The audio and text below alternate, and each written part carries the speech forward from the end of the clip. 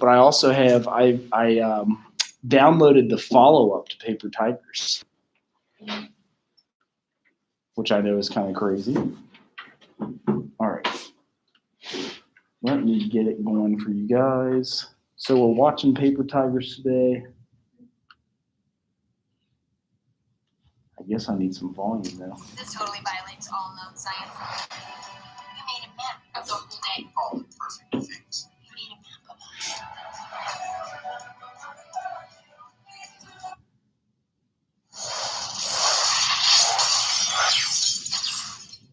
I don't know why it's not on.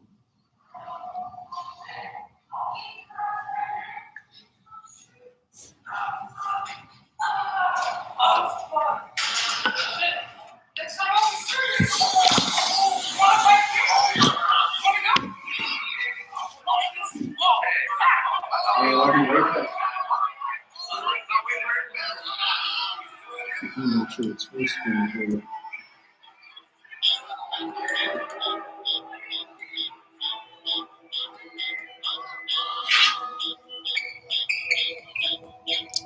I don't want to come here because I heard pet stories about it.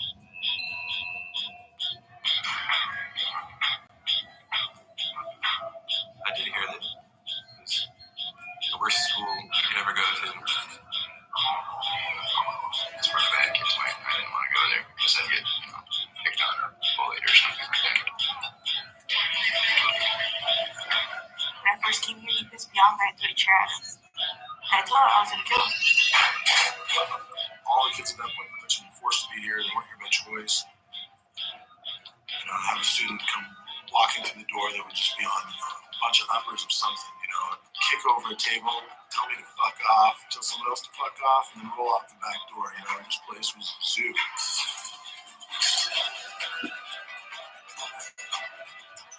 I remember for the first 2 weeks just going, this is absolute chaos. Very gang affiliated. It's juvie, kids at night, fights all over. It was just like one thing after another, and I just kept thinking, who's here to do something? Like no one's really doing anything. I kept saying to myself, somebody needs to get over there and help those kids.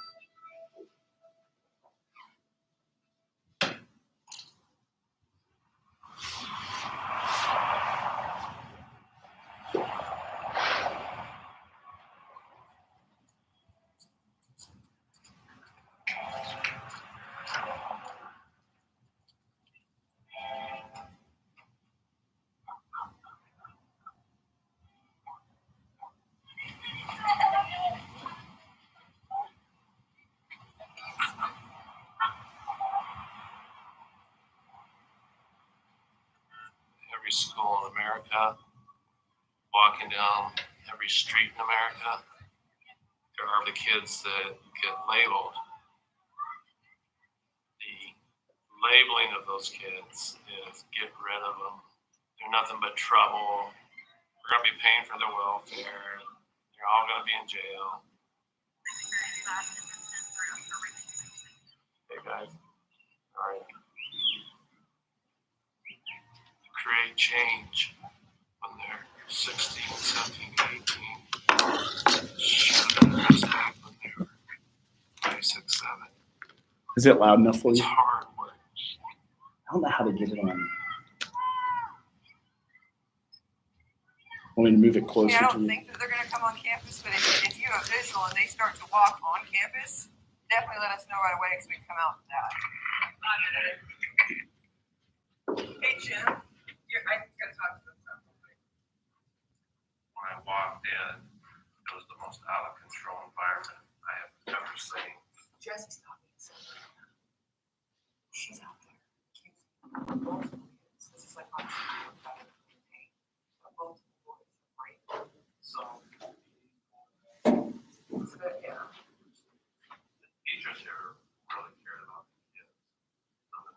other pieces really took over the building. Hey, Cody's on here. Cody is on here. Yes. I don't want to be the first phone call. Start engaging these families. I didn't know if I was going to be able to pull it around. I don't want to hear them say, what's really cool about today? 2.5 years ago, I was invited to go to a conference. I'd heard about the ACEs research, but I didn't know anything about it. Keynote speaker. He talked about complex trauma and what stress does to the brain. That better. And it was so compelling. You want to sit over here too, or you? You don't have to. Think about this in your head. I want to know if you or someone you know, this doesn't have to be truthful about you. I want to know if you've ever had trouble with your emotions. Hockey is super bad. You ever find yourself spacing off under the pressure of this thing needs to get done right now, and the more you feel that, the less you do. Frequent stomach aches and headaches. You get sick off. And actually have a brain scan here on the next picture. Let me show you. Here's two brains. Implication we're not supposed to say. It's out of their control. But the neuroscience tells us that students that are coming to us with toxic stress, their home environments are so unpredictable that they're having to adjust constantly. This is during critical brain development. That's what hit me. It hit me really hard. You're always on edge. Impulsivity. These are all things that are effects of growing up. So, what are some of those stressors? How many of you said you've heard ACEs? How many of you? Come on. All right, here's ACEs. ACEs was a study done in San Diego, and they looked at thousands of people's records, their health records. They looked at these items that I have on board right here. Here are a group of things that can cause people to have stress in their life.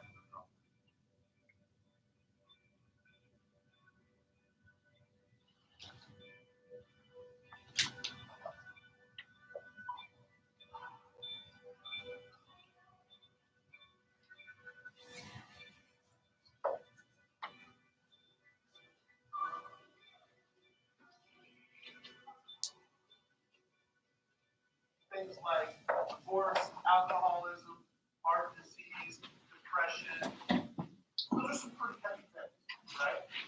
Does everyone have their clickers? So on your clickers, click in how many of those, of the 10, how many would you say would be true? It's anonymous. Count how many of those are true, and put that number into it. Okay. So here we go. 13 of the 17 people in this room, this has been true of their experience growing up with at least 5. 4 of you were 8 of these things. What does that mean? What does that mean? This shows me that there's a lot of brains in here right now that are wired for survival, and that might just maybe emotionally be a little ahead. So let me go to this next thing.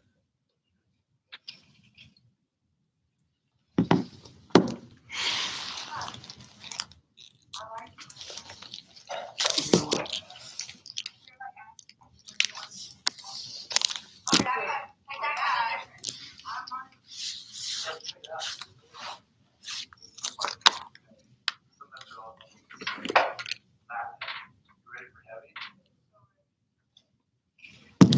Years ago, those adults sitting here in this room saying, I'm so different.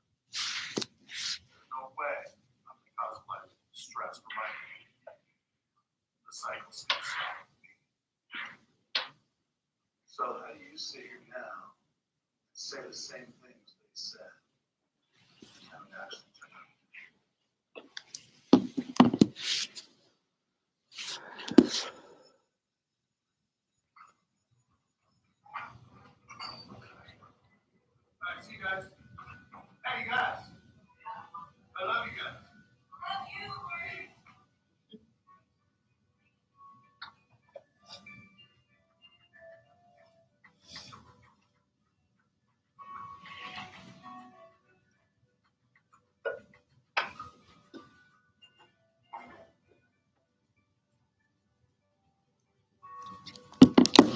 everywhere right now. It's not right now.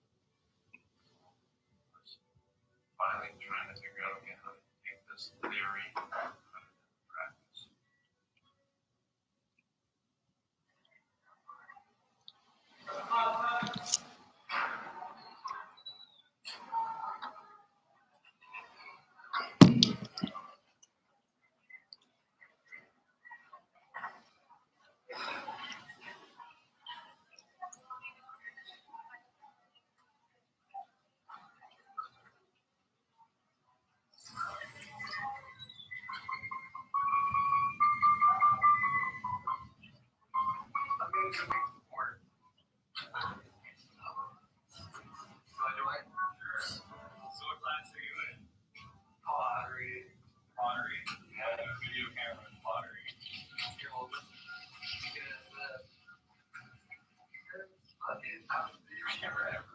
Okay. Another problem with authority, like why do you even care what I do with my life? My life, and I do what I want with it. That's actually what the cameras were, just for me to document my views. I prefer skipping. And meet up with my friends and walk around or something, smoke weed or something, drink or something stupid, or just sit around and do nothing because doing nothing was better than being in school and being harassed about everything.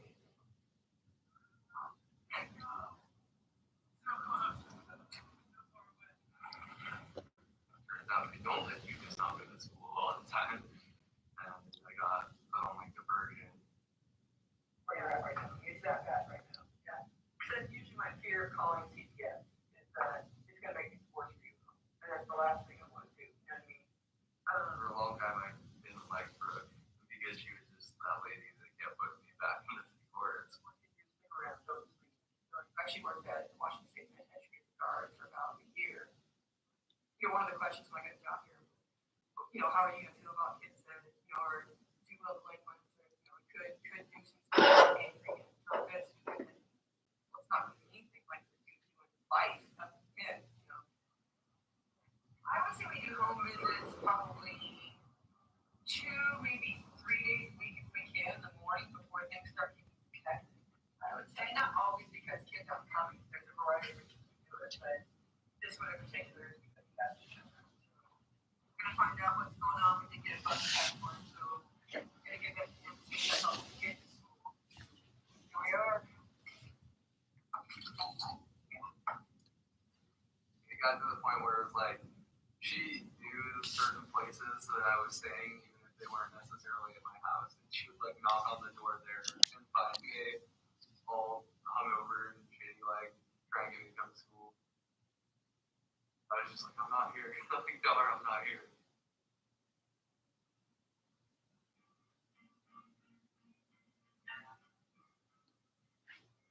I was kind of put in this position where I either start going to school or I was going to end up being arrested for not going to school.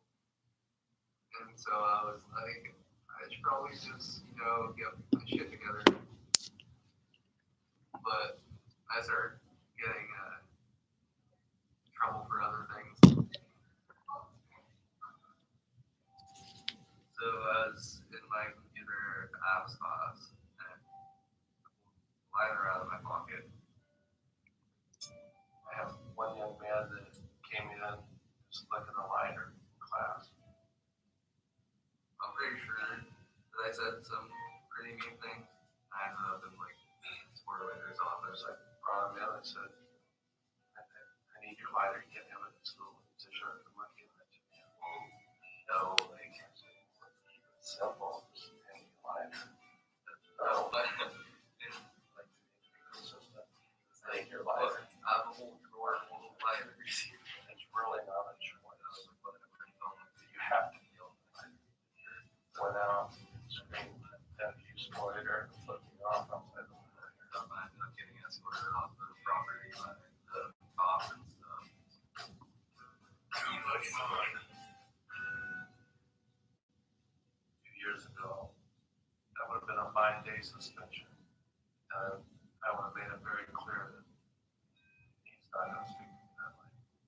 Or hard to make anybody that way. So it's possible of criminal. It's really down. So like everybody's putting on. That was an argument. But I called his dad and I said, I want back to school tomorrow morning. He showed up. And what I had found out is his mother left town with no warning whatsoever. She just was gone. Abandoned. Had nothing to do with the minor. So when he came in, I was able to say, my gosh, I heard about your mom. I'm so sorry. Yeah, I had a conference with my dad and I put up, and they started to explain the whole target thing that he has on his desk. You know, the greens, whatever, like you're okay. You know, it's like you're kind of not in a great mood, so you'll be more likely to react negatively to the situation. Whereas just like you shouldn't be making any decisions right now because you're too emotionally involved with the situation. Weird because this is one of the first times that like a principal ever like actually spoken to me about something other than like punishment. After that, I don't know, he wasn't only a disciplined figure in my life, he was someone who was willing to allow me to talk to him if I had a problem on it. Or just to say hi, you know, a friend, or you know. Right, you have direct after trial, direct after the speed. So 5 days out, what would I have achieved there? Put him in school suspension. Now he's using the process to help learn the triggers. He's not without anger, but his explosions are just getting further and further apart.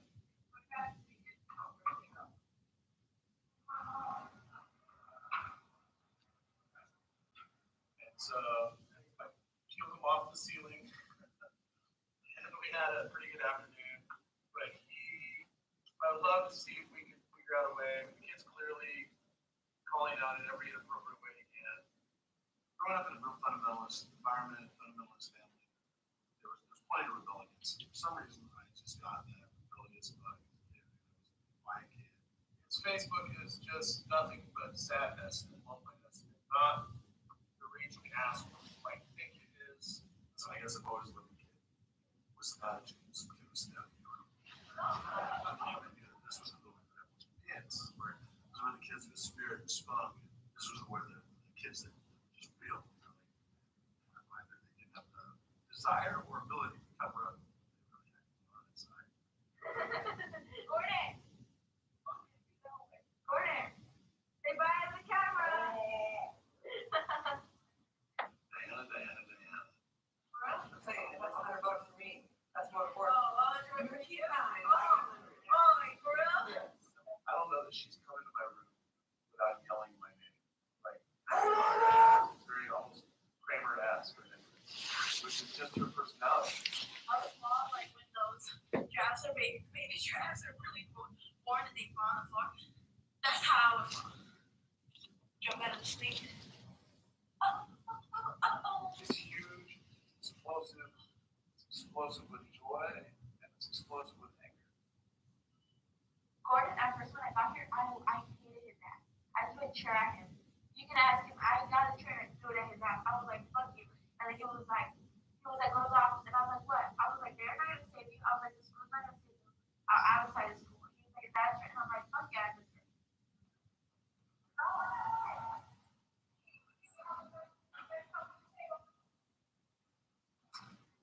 I don't even remember why she's in the chair. To be honest, there's oftentimes stuff that was so benign that it wasn't even worth remembering.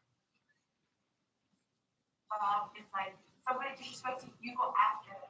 She would tell me, if you're going to fight somebody, you better beat their ass. Because if you come home and you didn't beat their ass, I'm beating your ass when you come home.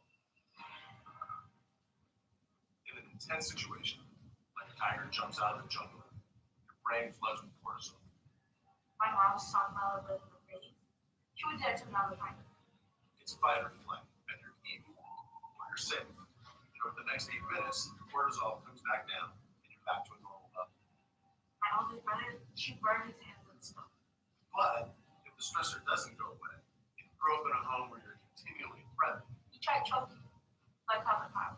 Then a brain starts to develop to always be ready for the next threat, to always be ready for fight or flight. He picked me up, he took me to the room, and he just like touched me.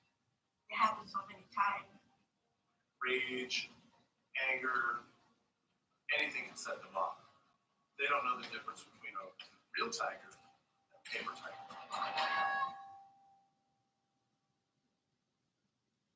You have to unconditionally love them, and you have to believe that their behavior might be out of their control. And that piece is so hard for educators to swallow. That pill is a bitter, bitter pill.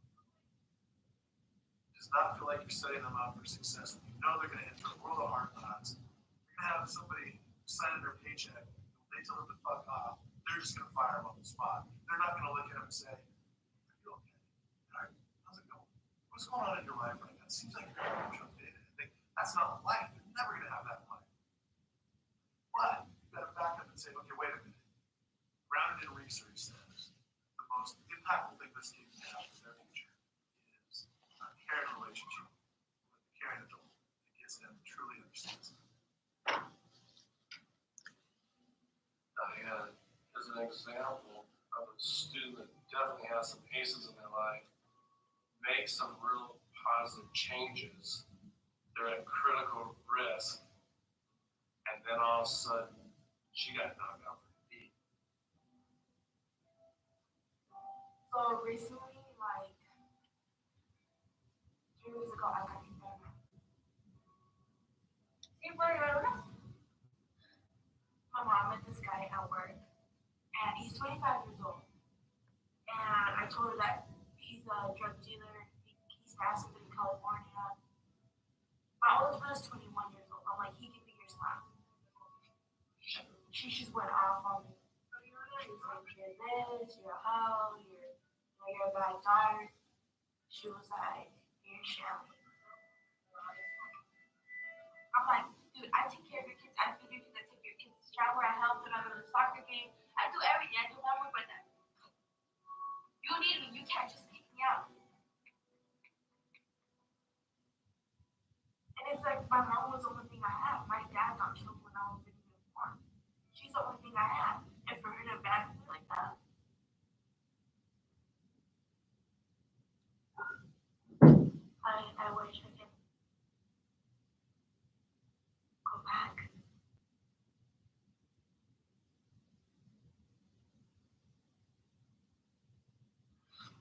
And never be born again.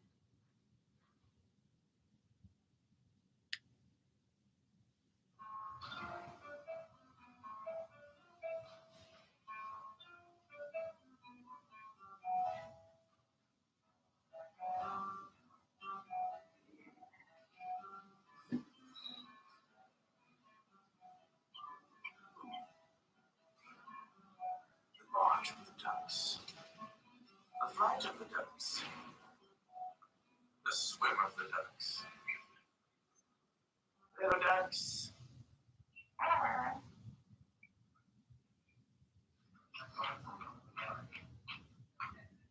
had a hard time today, man. I don't know about other kids going to school here. I thought it'd be better than what I did than I had to go about my business unnoticed. Not have to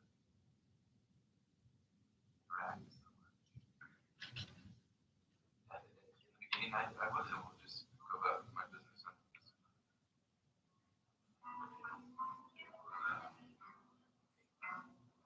So, Aaron, see if I can do the face. Super quiet. Ferocious. You would ask him a question. Very mysteriously. So that's all he needed to say. And it would be quiet.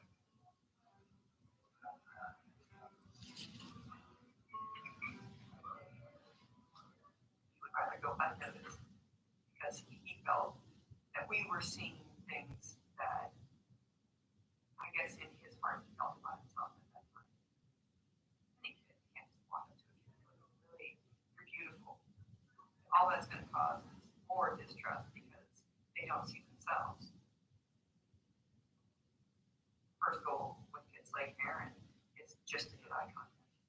just to say something to see if I can get eye contact with this kid, build a relationship, and move forward from there. Okay, you guys text the world research. And this is where it turns into college level. When I look at our kids, I think about this from time to time. And it'll just be one student in particular. And I'll try to picture them like 10 years down the road. What are they going to do? We're spending our foot on the labs. Some of I can picture, some of I can't. Should be some keywords you guys can take out of the question, plug into Google. I would like them to just build, have a family, that's what they want, have a hold down a job, contribute, be happy. That's the part that gets me.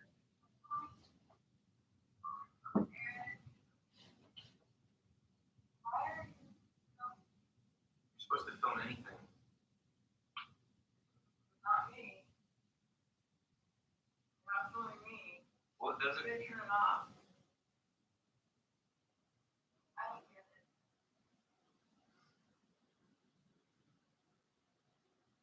That all talks about what we don't want to talk about.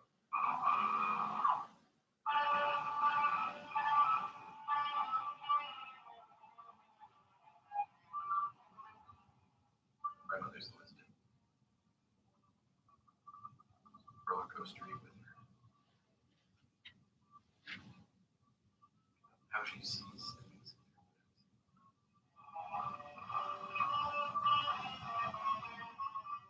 We have music and a pencil.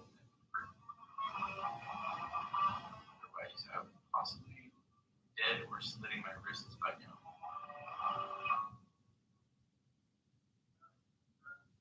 What if we take these kids home and just show them what it's like? I mean, that's what you want to do.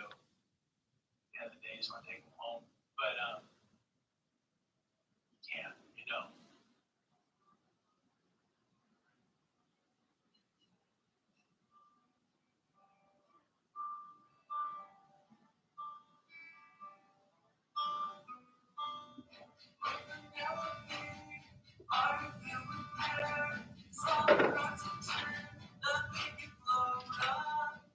I love playing guitar.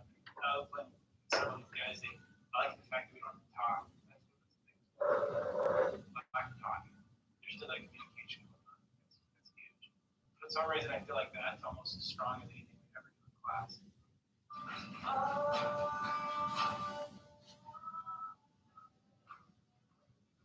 Academics is very important.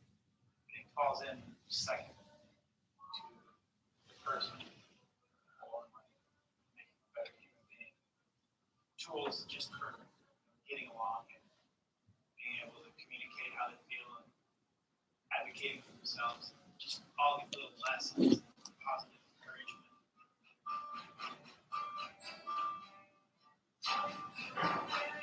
You hope you have a good interaction with them on that Friday or some reason for them to get them to come back on Monday.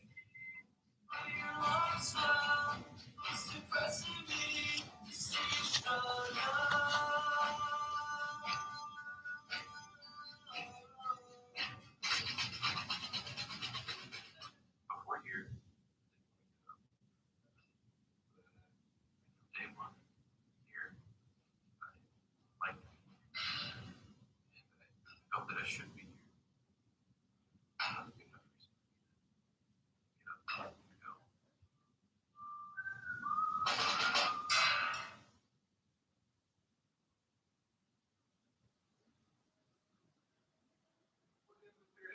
Move on to enzymes, starting tomorrow, so we gotta get this done.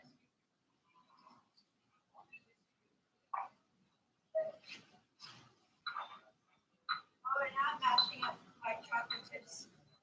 And I'll put 1 milliliter in 4 of these. And then do different tests. There's 4 different tests. There's lipid, glucose, starch, and protein. I have cerebral palsy. So I was different than most of the kids. You can't really see it, but I do. I guess with cerebral palsy, it affects your muscles in your arms. And I have it all through my whole left side of my body that I ever built real fast. In some instances, it's really bad. Some kids can't walk or talk. I gotta look at them walk and talk and do everything. But if I have to do something with my hands, physically, it's hard. It didn't really hit me until I got into like junior high. That was a little hard. I figured out I couldn't do stuff.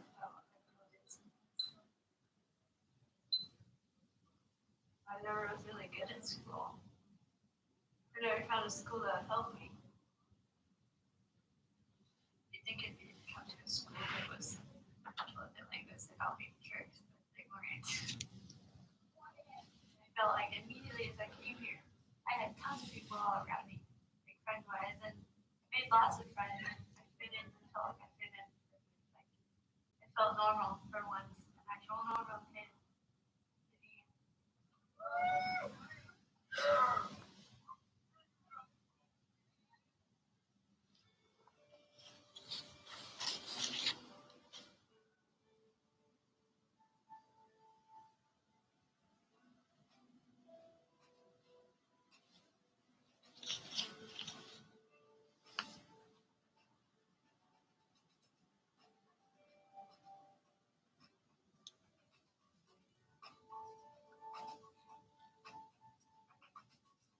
There's an obvious need for it.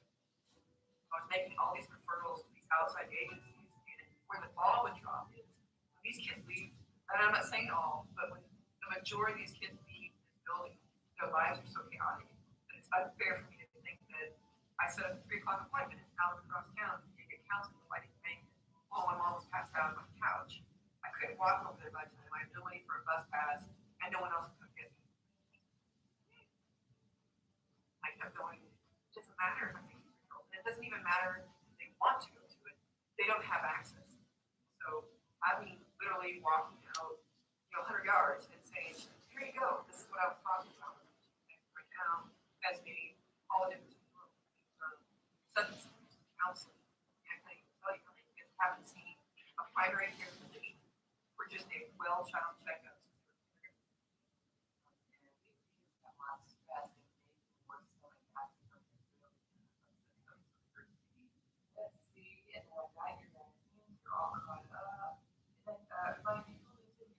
Mom, dad, brothers, sisters.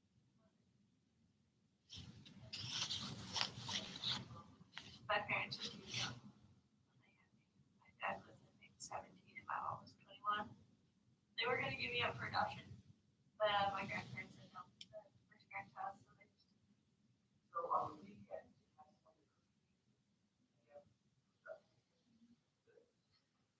what's bugging you these days?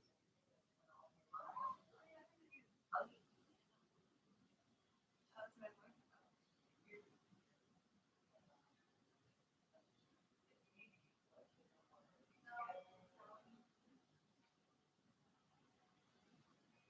My best, well, was my best friend at the time. His name was Mark. We were really close, and we did get a little bit closer because we did start to date for a little while.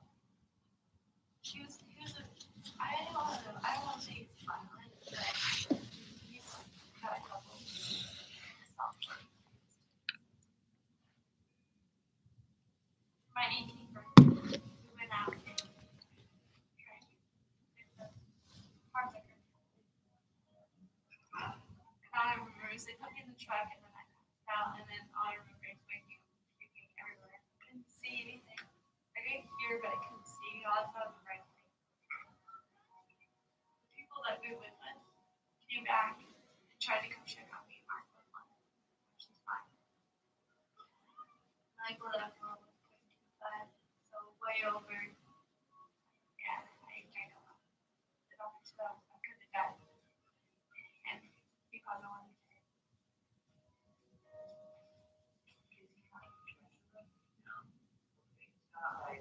You're not back in 10 minutes. I'll go to see you. No.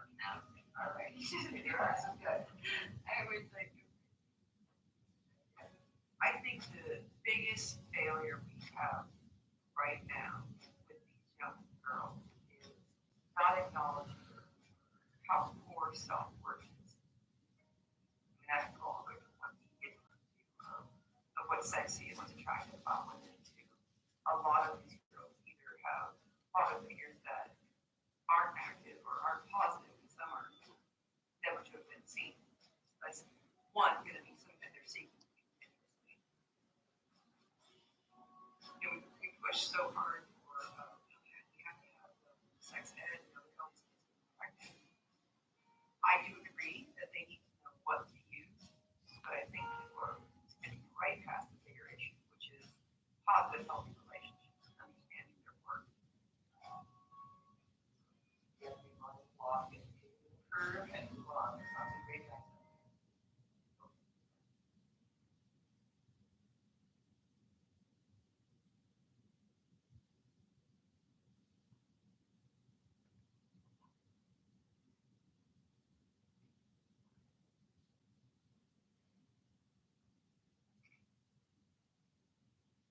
Lincoln sits right in the heart of the most active area in our community as far as assaults, gang activity, truancy, stabbings, murders. We're hearing that the 13th Street gang is really pushing the meth right now. A couple weeks ago, we had a car pull up in front of Lincoln. One of the people who's been selling meth in our area tried to get one of our kids. She was calling her